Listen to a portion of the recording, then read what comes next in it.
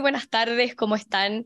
Les doy la bienvenida al nuevo podcast Macro Zona Sur. Hoy es 6 de diciembre y como siempre estamos con Sergio Yacaman y Eduardo Cretón en este podcast. Hola Eduardo, Sergio, ¿cómo están?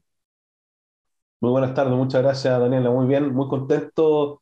Hay que contarle a los podcasteros, no sé cómo se dice a la gente que ve un podcast, que Auditores. además tuvimos una sesión presencial la semana pasada, en Temuco, ¿eh? Esperamos después tener Así una en es. vivo para que Eduardo viaje y conozca esta maravillosa región, ¿eh? Pero muy contento de estar de nuevo, ya este cuarto programa, ¿no? Tercer programa, Cuarto programa. cuarto. Extraordinario, vamos con todo. Sí. Soy Cretón. Hola Daniel, hola Sergio, contento de estar nuevamente con ustedes, sumarme a los agradecimientos que hacía Sergio al libro una vez más, porque tuvimos un encuentro en Temuco eh, con varias personas del mundo gremial, del mundo de los agricultores, y pudimos estar conversando lo que ocurría, así que no solamente agradecerle al libro el hecho de que nos dé la oportunidad de tener este podcast y poder comentar lo que ocurre en la macrozona, sino también el hecho de que se den el tiempo para ir, conversar y conocer la realidad en terreno, que muchas veces para poder hablar con autoridad se requiere estar ahí, estar con las víctimas. Estuvimos con Carmen Phillips también en el encuentro, que nos contaba lo dramático que fue el último atentado a una casa, que fue precisamente la suya. Así que creo que ese tipo de cosas hacen muy bien para que sigamos visibilizando lo que ocurre en la zona sur. Ujú. Así es, fue un encuentro súper exitoso con los miembros de la Red Libero, a quienes aprovecho de darles las gracias por apoyarnos y permitir que este tipo de programas estén en el Libero. Pasamos, como siempre, el primer tema, el indicador de violencia e impunidad.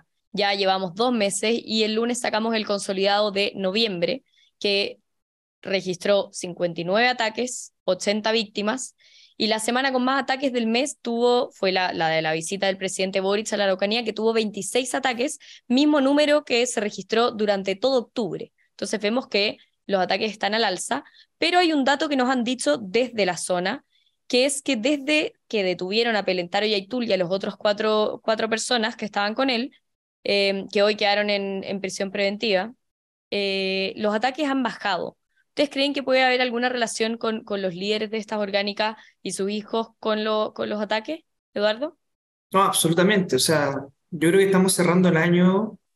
No podría decirte con buenas noticias porque sería pasar por encima de toda la gente de la región de la Araucanía que ha sufrido el terrorismo, la violencia en primera persona, pero sí con mejoras bastante perceptibles en lo que es la persecución de estas organizaciones.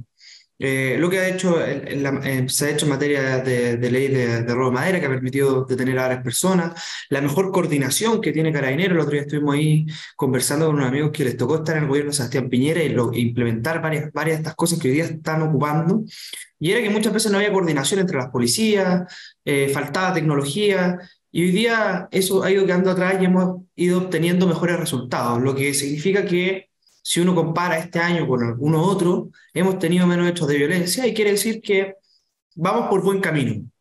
No lo vamos a solucionar de un momento para otro, pero evidentemente que esto es lo que uno esperaría que fuese la tónica, que empecemos a tener efectivamente resultados en materia de persecución penal, porque de lo contrario estos grupos, la sensación de impunidad hace que hayan aún más atentados, y por lo tanto ahora cuando ven que ha caído el hijo de Héctor Yaitul, que han caído otro dirigente importante, bueno, al menos lo piensan dos veces, porque dicen la posibilidad real de que me encuentren es importante. Y eso es algo que es sumamente relevante. Cuando el delincuente le pierde el respeto y el miedo a la autoridad, la verdad es que se hace una costumbre hacer este tipo de atentados.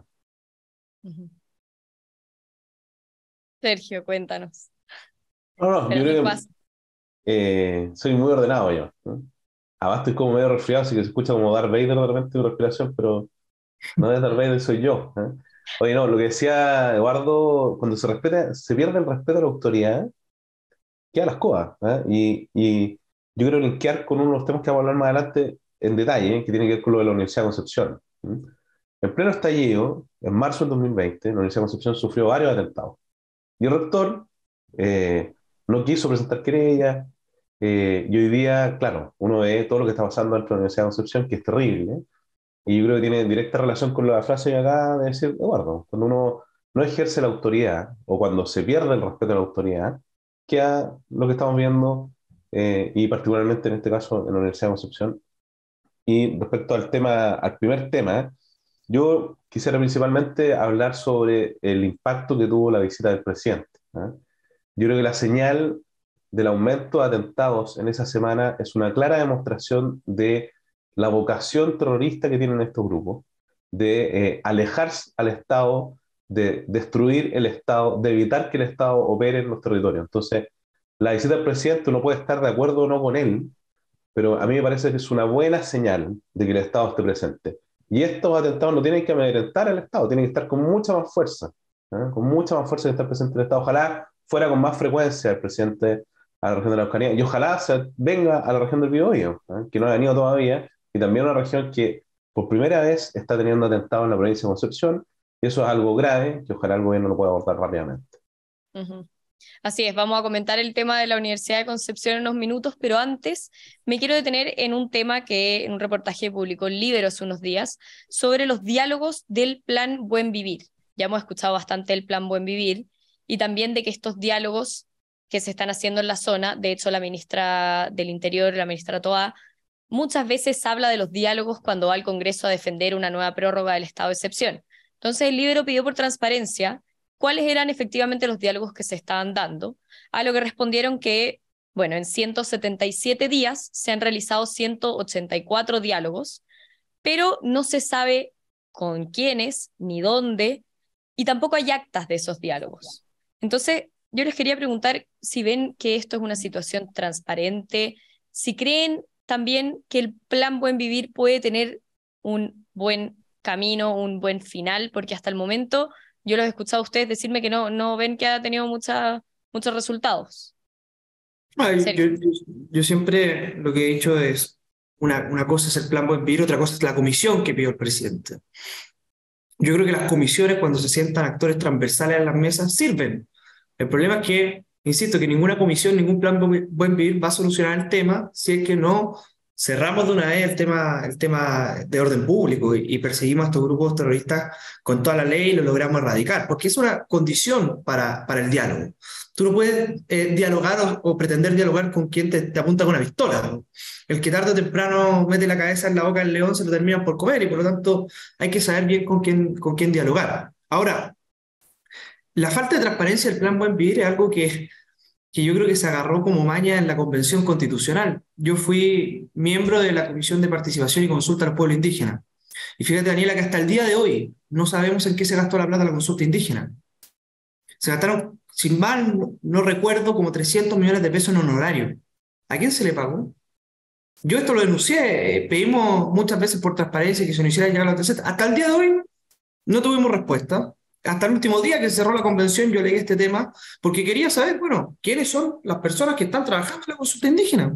Pues yo tengo hasta el día, y esto lo he dicho públicamente, tengo mis serias dudas de que las personas que hayan trabajado en la consulta indígena hayan sido amigos de los escaños reservados y quizá hayan utilizado fondos públicos para pagar favores políticos.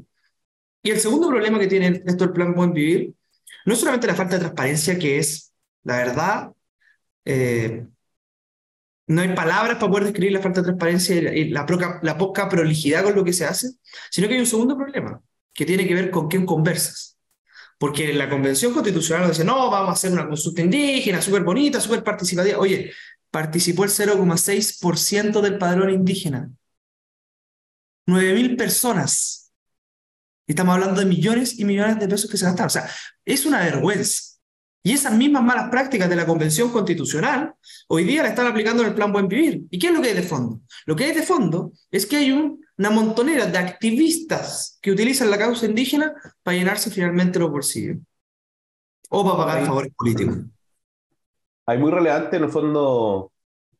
Este es un problema de Estado y como tal, abórdalo desde el Estado. Y ahí lo que hace, Eduardo hace un comentario muy bueno, en el fondo, si hay una comisión, que sea la comisión la que convoque a estos conversatorios, no sé cómo le llamaron, pero diálogos ciudadanos, ¿cierto? Pues al final Diálogo. del día, ¿a quién están invitando? ¿Ah? Y no hay que olvidarse que en la región de la Araucanía y en la provincia de Arauco, no solo el presidente no obtuvo mayoría, ganó José Antonio Kast, en las ambas regiones ganó el rechazo. Entonces, desde el punto de vista político, electoral, no tienen mayoría y este tema hay que abordarlo mucho más allá que eso. Entonces, claro, uno podría decir, oye, han hecho muchos más conversatorios o diálogos que días que han transcurrido, pero pareciera que lo están haciendo solo con los amigos. Entonces, hay que ampliar esa convocatoria, invitar a más gente, ser más transversal, pero los problemas de Estado se tienen que abordar con altura de Estado.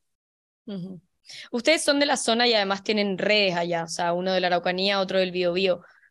¿Ustedes han escuchado de estos diálogos? ¿Han hablado con alguien que haya participado en ellos? Porque tendría que ser más de uno al día, incluido los fines de semana. Eso es un dato que es curioso. No, y pasa, Bueno, no, yo no he escuchado a nadie, y pasa lo mismo que nos ocurría a nosotros con Arturo Philip y con Hans Curamil cuando estábamos en la campaña, nosotros recorríamos comunidades indígenas. Pues nosotros también sentimos que muchas veces nuestro sector dice el tema indígena es solo de ellos. No, hay una forma de mirarlo. De hecho, los indígenas, los mapuches, por lo general votan por la centro derecha, por la derecha. Y por lo tanto nosotros hicimos el trabajo de ir a las comunidades, a conversar con las comunidades sobre el proceso constituyente. Y la primera pregunta que le hacíamos es, oigan, ¿a alguien de acá le hicieron la consulta indígena? A nadie, absolutamente nadie. Porque lo que hay detrás de esto es que hay grupos que tienen verdaderas redes, comunidades amigas, y que viven diciendo que ellos representan al pueblo indígena, pero le preguntan a las mismas comunidades de siempre, a las comunidades amigas, a las comunidades políticamente activas, así las denominaban ellos en la Comisión de Pueblo Indígena, en la Convención Constitucional. Entonces, lo que yo veo, y con mucha preocupación, Daniela, es que están repitiendo esas mismas malas prácticas de la Convención Constitucional ahora en el gobierno del presidente Boric. Y lamentablemente, para poder tener paz, para poder tener un diálogo de verdad, se requiere transparencia. Porque lo que uno menos quiere es que esto termine siempre cooptado por un grupo que dice representar al pueblo mapuche, pero al final no lo representa. Fíjate que en la Convención Constitucional yo escuché de todo. Y pasó que a la hora de los Q, cuando tuvo que votar con voto obligatorio, cuando fue la votación con voto obligatorio sobre el plebiscito, en las comunas con mayor porcentaje de población mapuche, el rechazo ganó, pero por lejos. Entonces, finalmente, ¿a quién representan estos grupos? Son activistas, son gente que se llena los bolsillos tratando la causa mapuche o aprovechándose de la causa indígena, pero que en realidad conversan con aquellos indígenas que solo le caen bien a ellos, como si fuese una única forma de ser indígena o ser mapuche en Chile. Otro punto que les quería plantear para que me comenten de estos diálogos es que una de las conclusiones, los resultados que ellos entregan en esta solicitud de transparencia que hicimos, es que hay tres actores de conflicto que se identifican: la Iglesia, Parque Nacional y Parque Eólico. Sabemos que la semana pasada los parques nacionales fueron víctimas de ataques, de hecho los cerraron y fue toda la polémica, y los parques eólicos en general han sido bastante rechazados por estos grupos más violentistas, terroristas, como los queramos llamar. Entonces, ese punto, ¿cómo lo ven? Que esos tres sean los actores de conflicto identificados en estos diálogos. ¿Depende esa respuesta de quién uno habla? Los o sea, parlamentarios de la parece, zona claro, acusaban sesgo. o sea, parece que están yendo puros activistas, ¿no? En el fondo, ¿qué les pasa con la iglesia?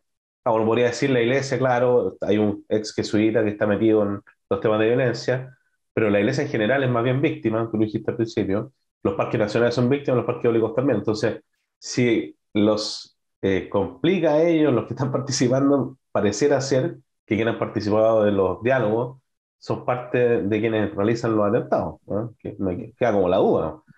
Porque yo, todos los que tú nombraste, y vimos dramáticas imágenes cuando estaban abandonando el parque, y menos mal el delegado presidencial, en una muy buena decisión, exige que mantengan los parques abiertos. Y hemos visto como han quemado iglesias, o sea, esas tres instituciones que mencionaron son absolutamente víctimas y no violentistas, todo lo contrario. ¿Viste, escritor? Yo haría la pregunta, ¿qué problema tienen con las iglesias? ¿Qué problema tienen con las escuelas? ¿Qué problema tienen con los APR? ¿Qué problema tienen con parceleros humildes de la zona? O sea, los tipos no respetan nada. Pero finalmente cuando tú ves que ellos identifican a la iglesia como uno de los factores en conflicto, a mí se me va una primera pregunta. ¿Cuál iglesia? ¿La iglesia católica, la iglesia evangélica? Porque recordemos que la inmensa mayoría de los mapuches son evangélicos. Entonces, cuando dicen que el problema en realidad es la iglesia, lo que están diciendo es que parece que hay una única forma de ser mapuche y que el mapuche no puede estar cerca de la iglesia. Y esto es lo más ideologizado que hay, porque la realidad te demuestra que en las comunidades indígenas se le reza Neguechén, pero es Neguechén cristiano, digamos. Y hay un sincretismo también entre las religiones, entre la católica, la evangélica, con las cosmovisiones indígenas. Y esa es la realidad, sí. Eso es una sociedad intercultural. Por lo tanto, cuando ellos dicen que la iglesia es uno de los principales factores de conflicto, yo diría que no. Yo diría que la iglesia es uno de los componentes hoy día más marcados que tiene el pueblo mapuche. Y esto yo invito a cualquier persona que vaya a la región de la Araucanía, en todas las comunidades hay una iglesia evangélica o hay otro porcentaje alto de mapuches que son católicos. Entonces, empecemos a derribar esas ideas que nos quieren instalar de que no es posible ser mapuche y ser cristiano. Porque eso es una de las grandes mentiras que han instalado estos movimientos revolucionarios y que muchas veces el progresismo en Santiago, sin conocer realmente la realidad, también lo cuestiona, porque hoy día la iglesia en general vive en una crisis de identidad y de adhesión muy potente, pero siguen siendo muy arraigadas en la sociedad mapuche, en la sociedad de la macrozona sur. Impresionante el progresismo santiaguino, ¿eh?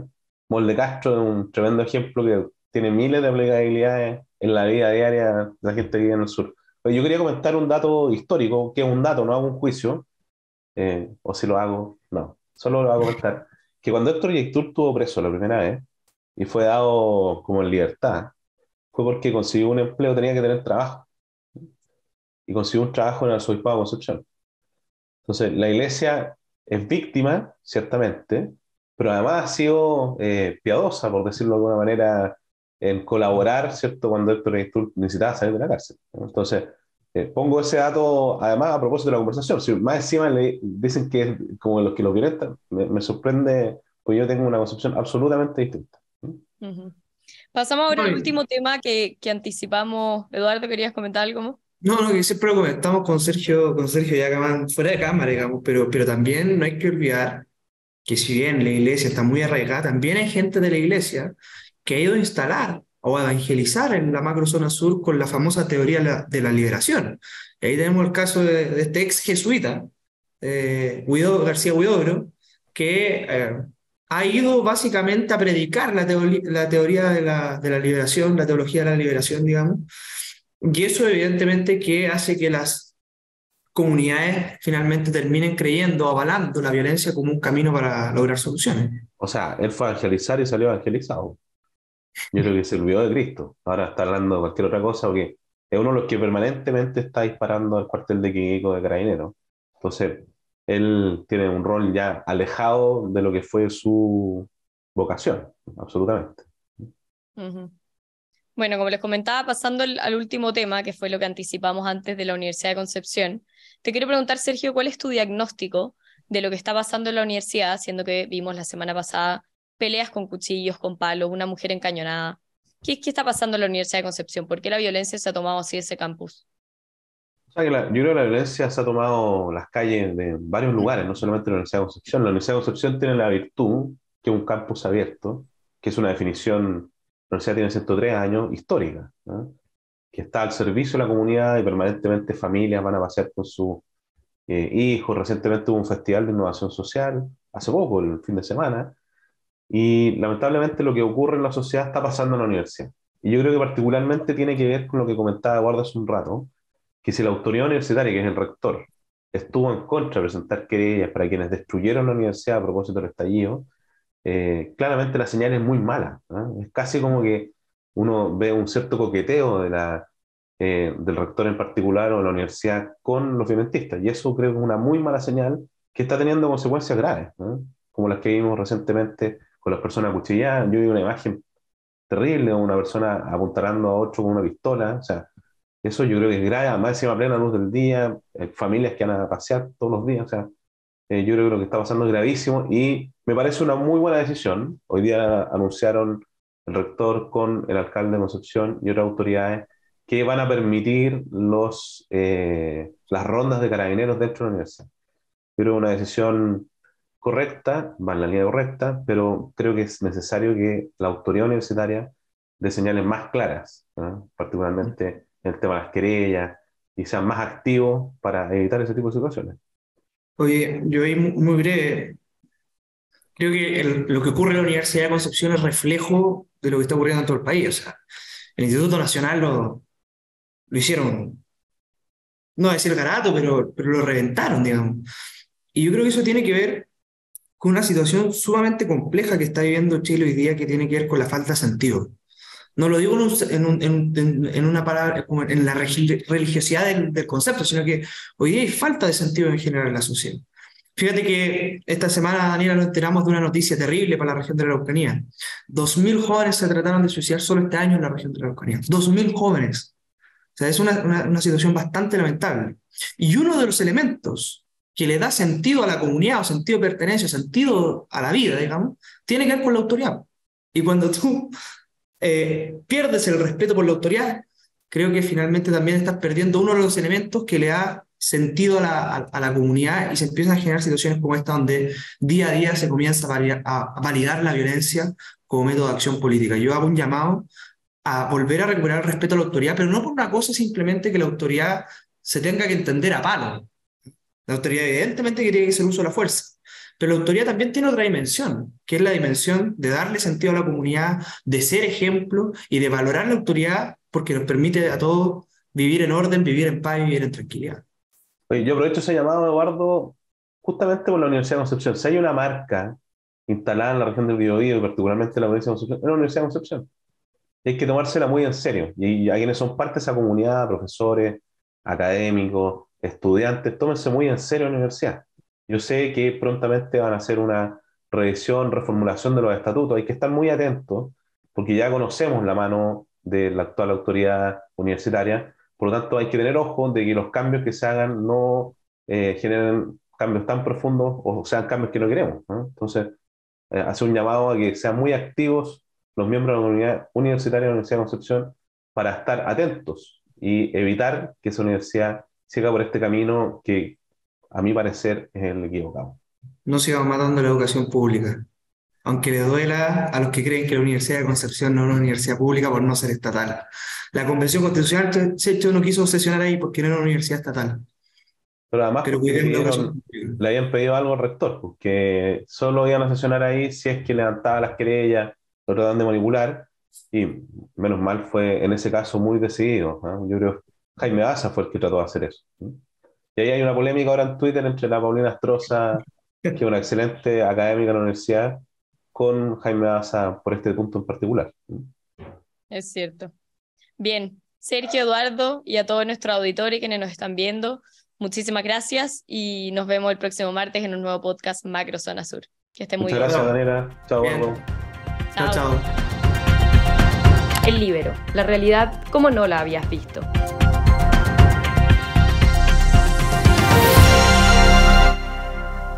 Haz que estos contenidos lleguen más lejos haciéndote miembro de la Red Líbero.